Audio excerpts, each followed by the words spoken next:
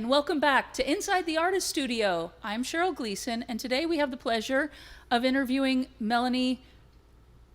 Melanie, how do you pronounce your last name? Grube. Grube. I always want to say Grube because it sounds so flourishy. Yeah, go for it. Groovy. I'm completely good Although, with that. you know what?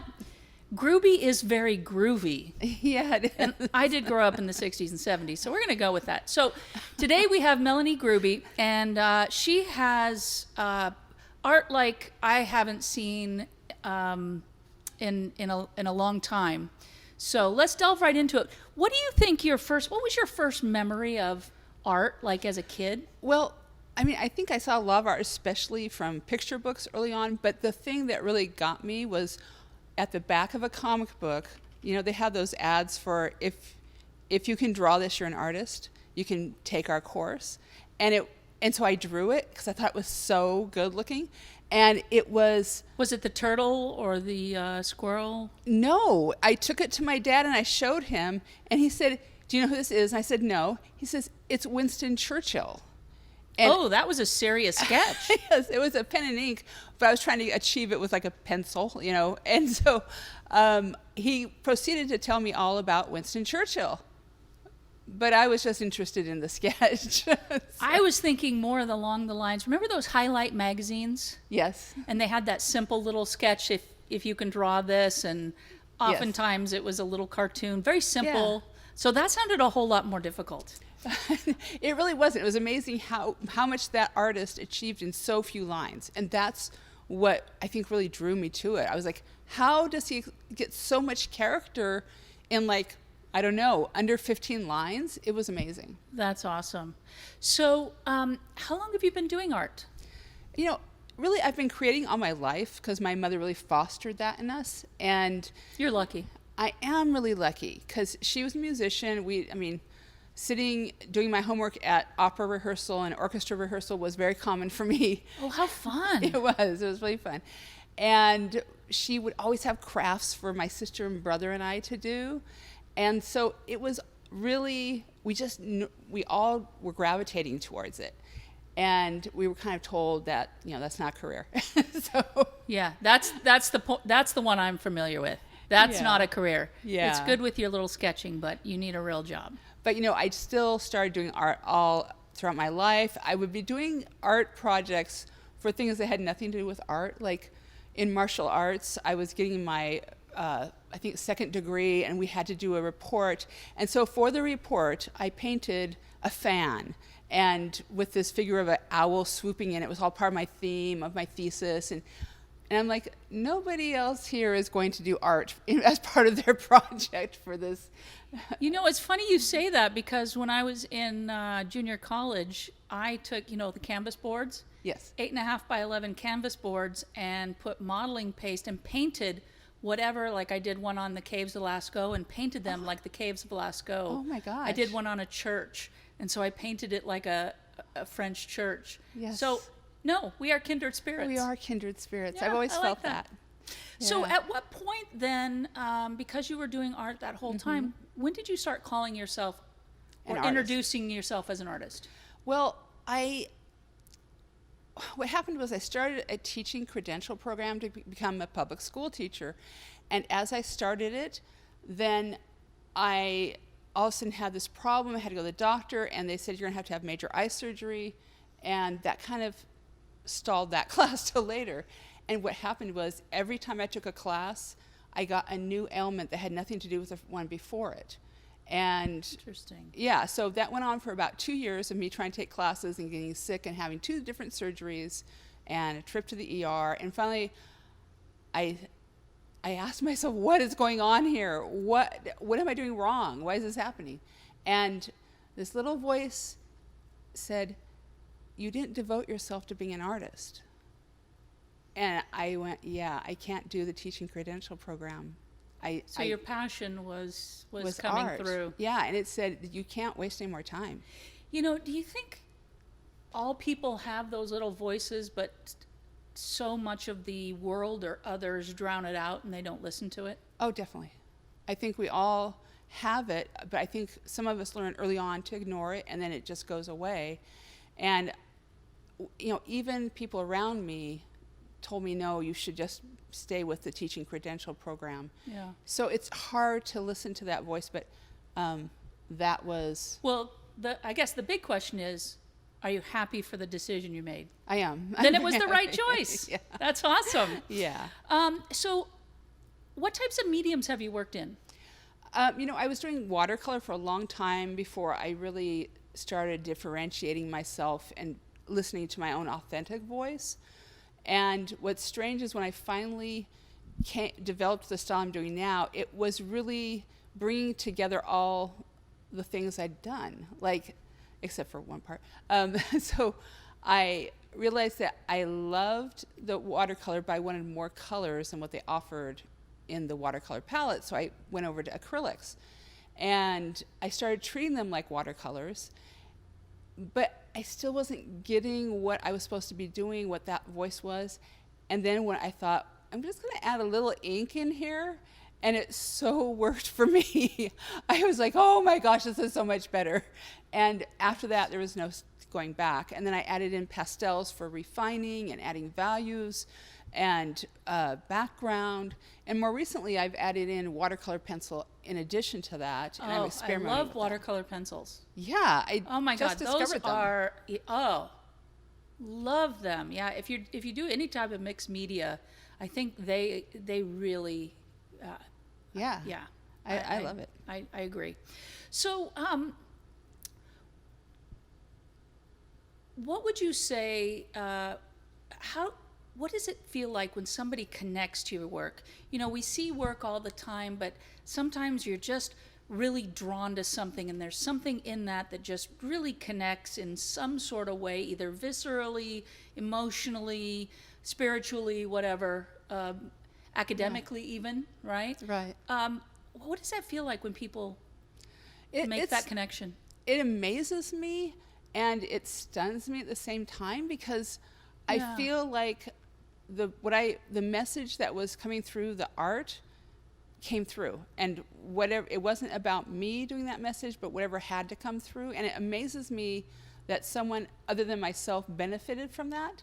So and I feel really grateful, because the fact that someone took the time to tell me that, or to share that with me, or collect my art, wow, that's really big of that person. I really Right? don't take it for granted. I don't either, and it doesn't even matter if they buy the piece. No. But the fact that they had that conversation or that connection, we don't know everybody's situation. Maybe they have 20,000 paintings in their house already, or they just can't afford it. Whatever that Right. is, it's but that connection is really valuable, I think, to all artists. Yeah. When people express that. So if you're out there and you see somebody's art and you're connecting with it, tell that artist, because it really is so valuable for them. How would you describe your creative process? Because you have, when I look at your art, like this one here, which is Skelly Jazz. It's very whimsical, but it also feels like there's some other things there. What's your process to get to that point? Well, I spatter paint onto watercolor paper, or I'll use a palette knife and scrape it on, or even just scratch it on. I'm often trying to do like a color study on one piece that I don't use. And as I'm working, I get it wet and I'm spattering it, etc. And let it dry.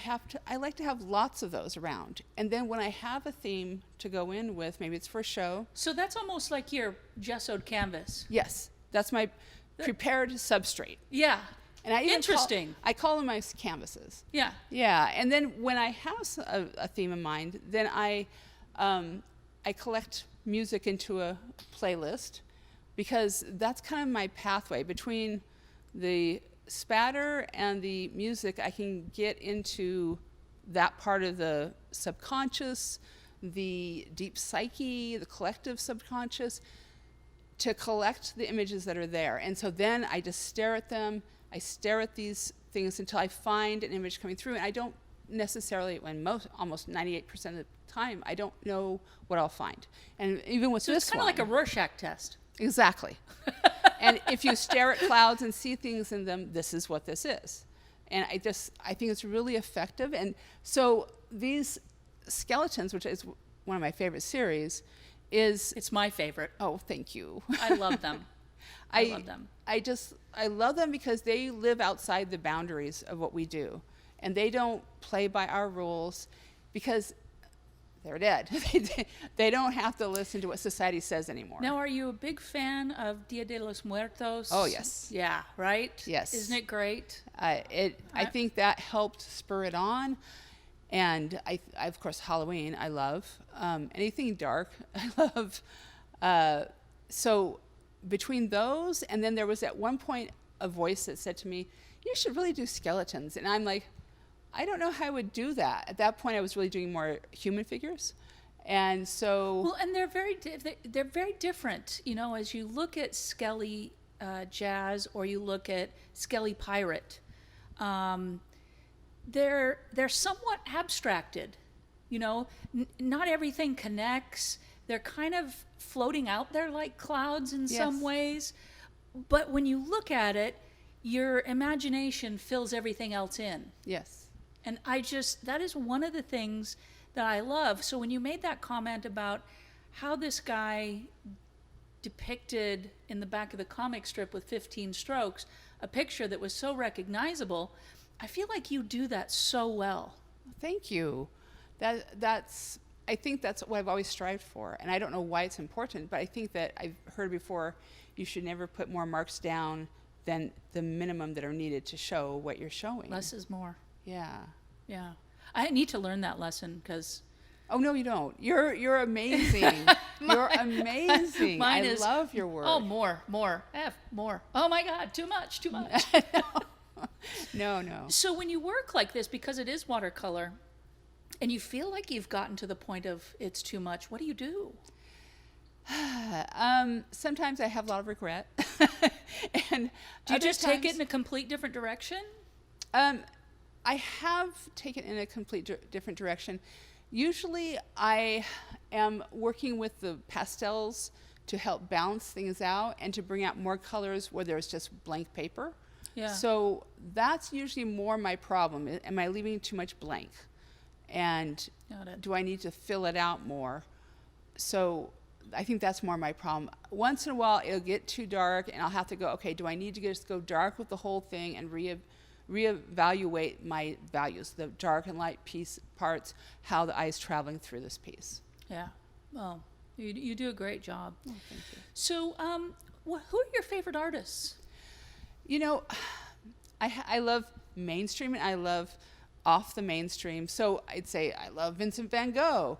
But who doesn't? Right, Oh. and that's why I feel silly saying that, but I can always get lost in his paintings. There's just always something more for him. Have you been to Amsterdam to see the museum? I have not. Okay, put it on your bucket list because it's amazing. Okay. I've been there. It's amazing. Yeah, to see it in person, it's always better. So now, have you done the immersion in San Francisco? I haven't. I haven't either, but I want to. I know. I went to too. Yeah.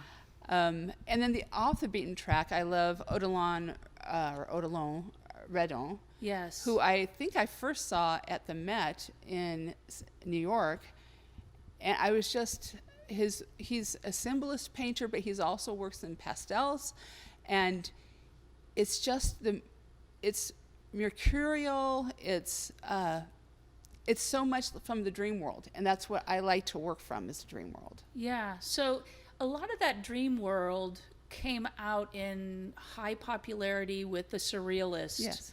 Dali, Miro, and a whole host. De Chirico. I love his wacky sense of humor and slight darkness and Yes. kind of like, what's going on here? Right. It could be good. It could be bad. Yeah. So many people like Van Gogh. Why is it that you like it? What about his work do you like? Because he didn't stick to, this is how I'm going to make it look the most like this physical object. He took out, like, I felt like he worked from his authentic place, and he just put on those colors and put on the shapes that as he saw them, not as the world saw them. And I think that's what brings more value to the world, is showing the world something new that they haven't seen. Isn't it a shame that he didn't sell a painting till after he died? Yeah, that's what scares me. What a tragic story, and yet, you know, I think that his work is so much more valued than Pablo Picasso or some others, but that's a personal opinion. So did you have some mentors that mentored you either in school or that you looked at, even famous artists like Van Gogh? Who were some mentors for you? In middle school, I had a great teacher, art teacher. I just had one art class, and his name was Pat Chalene, and he is an ex-boxer, and he's also an artist. So he's the extremes, and Wow. he's such a thoughtful teacher, and I just got so much out of his class. And I think that kind of anchored it for me, so that later on I would keep coming back to more art classes, and I would grab them here and there along the way. Yeah. I took a whole series of fashion design classes at American River College, and my fashion illustration instructor there, Guy Chan, she was so supportive and encouraging and said to me, "Why don't you do this?" And I'm like, "Why don't you do art?" And I'm like, "Well, because it was already being done in my family." And she's like, "Yeah." So I know. Well, it felt like, Yeah. I wasn't allowed to do that. That spot Yeah. was taken. I had to have another spot. So I was a musician because my mom wanted me to be see, and I wanted to be a drummer, but my sister was a drummer, so I did the same Really? exact thing. So I played trombone. So it's, okay. Was it enjoyable? No, not really. Oh. But I still have it. Yes. I even brought it home. I might Yeah. hang it on the wall because, musical instruments is just another amazing piece of art to me, Yeah. Yeah. So I want to do one more shout out. Yeah. Shout out to Colin Jack, because Is he local here in Sacramento area? No, he's in the Bay Area now. He is the head of story at DreamWorks. And so he reviewed my portfolio at one point, and Wow. I was lucky enough to have him. And How did you score that? well, I was going to these conventions for books illustrators and writers, children's book illustrators and writers, SCBWI. And the first year I went, I had my portfolio of the style that I'm doing, and it fell flat. Like, no one liked it. I'm like, oh, okay. So the next year I went back, and I had revamped my style and looked at current things that people were doing and tried to work in that style. And I had gotten a portfolio review with this guy who wasn't at DreamWorks yet. And he looks through my portfolio, and he said, got anything else? And I'm like, I did stuff some paint or some, copies in the back here, and I pulled out this stuff that I really liked. And he went, this is really fine. He says, do you like this? And I said, I love this. And he said, do more of this.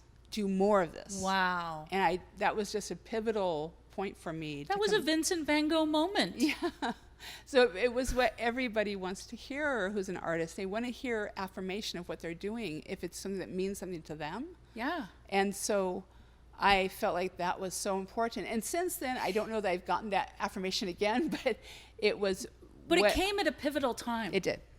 It did, because I had changed my style to accommodate the trends. Oh, so if that's not right there a case in point of follow what you're passionate about, and if you like it, you're going to find the audience that does like it. Yeah. Because you're going to produce what it is you like. I spent an awful lot of years doing sort of representational stuff, and I didn't really like it. Yeah. But I thought, like you, I thought Yeah. it was, this is what it means to be a painter, and da-da-da-da-da, and it took a pandemic to make a shift, and so... Wow. Well, thank goodness for that pandemic. Right? There's some good that came out of it. Yeah. Kind of like I mean, that's really amazing. What It was. an amazing turning point It for you. was. It meant so much to me. And I How still long get ago chills. was that? That was about 5 years ago. Perfect. Yeah. Perfect. So I did want to say I have one little motto. Does he have work that You can see? you can see? Yeah, so if you go on Instagram, you can follow him on there. It's under Colin Jack. I think it might say stories after that. But if you put in Colin, Colin, and then Jack, Jack, I gotta he'll look come him up. And he's more of an animated style. Right. Yeah. And so I know he's worked on movies like, what is it? The Monster Hotel? Oh, was it? Yeah. I know what you mean. Transylvania Inn? Transylvania Inn, yeah. Okay. So If Marie was here, she would be able to tell us and she would sing all the songs. So- There isn't an animated movie she has not seen. Oh, nice. Yeah. A real fan. So when you like to go look at art, or even purchase art, what is the kind of art that you like to look at? You know, I'm kind of an art nerd. I like everything from a light illustration style to heavy duty fine art. And what means something to me is when it does feel authentic from the artist, and when it's something new, a new way of presenting it that makes a meaning in my life, if I feel an echo inside of me. Let me ask you, because you just brought up something, and I love having these conversations with artists. Let's say you come upon a painting and you feel like that piece is very authentic to the artist, but you've never met the artist. How do you discern the authenticity of that? And the only reason I ask is because I sort of have that feeling, but am I being disingenuous, or am I, just sort of putting that label on there? How am I getting to that, right? Well, I believe that and I've heard this, that there's a collective subconscious, a place that we all share because we are at this point in history together. And so when I feel like there's something resonating inside of me from seeing that piece, I feel like that person's gotten into that place. Got it. Okay, that's Now, a great description. Maybe I'm wrong. Right. But that's how I relate to it. Yeah, I like that. I like that. So, we're recording this today at the end of July, but you won't be. This won't be aired till the sort of end of August, 1st of September. Where can people see and find more of your art? See it in person. Where do you show? Well, I show throughout the Sacramento area, and so right now when we're airing this, I'm hanging at the Blue Line, not me, but the Skelly Pirates, and that goes through the end of August, I believe, and then I'll have a show at the Sacramento Fine Arts Center, again, only for August, so this probably will be too late, but maybe not, check in there. And that piece is Year of the Rat, the one on my shirt. I love that. That to me is very depictive of children's book illustration. Well, good. Finally got there. So, do you have plans? I mean, I can see your style of work in children's books. Do you have any desire to go there? Oh, yeah, definitely. I would love to be in children's books. It's just a matter of finding a publisher who needs your style for Right. for the story that they're trying to illustrate. Right. And so, yeah, I would love to do that. I look forward to doing that. Yeah, that would be Yeah. great, huh? Yeah, and then you asked where else. I'm on Instagram, What's your handle on Instagram? just my name, which is Melani Grube. Now, the trick with my name is There's no Melanie E. has no E. Thank you. At the end, it's just an I. And then my last name, Grube, does have an E. So that's the trick. It's just all together. And on Facebook, I'm on there too. And that's just Melani Grube Artist. That's how Facebook does it. Okay. So Okay. there. And I actually have a YouTube channel, which I haven't done much with lately. And I'm really dorky on the ones that I'm on there. But if you want a good laugh, or if you want to cringe a lot, you can watch me on there. Now, do you have a website? I do. It's melanigrube.com. I thought it would be consistent that way. No, that's absolutely, because that's, the Google Analytics pick you up if your consistency, right good. down to how you capitalize Okay. each letter Oh, wow. every time. Wow. It's pretty phenomenal. Yeah. So, well, that is great. I know oftentimes you also show at our Art at City Hall in Yes, Rancho Cordova. Of course. You're a Rancho Cordova Arts member. I am. And you're always here at the members show in June of every Yes. year. And then I try to get into shows that you open up to artists, local artists here at the Mac? Mill Station. Yeah. And what about open studios? Are you doing open studios? I certainly am. I'm doing SAC Open Studios in September. I'm the second weekend this year. So September 18th and 19th, Yes. 10 to 5. Yes. Okay. So I won't be here at the MAC, but I That's will be okay. at my house. We will miss you. I will miss you too. We have 10 artists here at the MAC, so You're full. we're pretty full right now. Yeah. Well, Melanie, thank you so much for coming and, giving us some examples of your work. And, like I said, the year of the rat, what year is it in Chinese? It was 2020. But what is this year? Is it the snake? It's the ram, I want to say. Are you thinking about doing a astrological theme? I've also done the year of the rooster, and so it's possible. It really has to come from inside. Yeah. But if I push at it enough, it can come. If you do a year of the dragon, let me know, because that's what I am. Oh, I'm a okay. Leo and a dragon. So Oh my gosh, that's I why know. the energy. Yeah. It's a internal struggle every day. Well, thank you again for coming on. Again, you guys can find Melanie on her website, her Instagram, or Facebook, or here in Rancho Cordova. That's right. For now, this is the end of another episode of Inside the Artist Studio. I'm Cheryl Gleason. Tune in again and stay creative.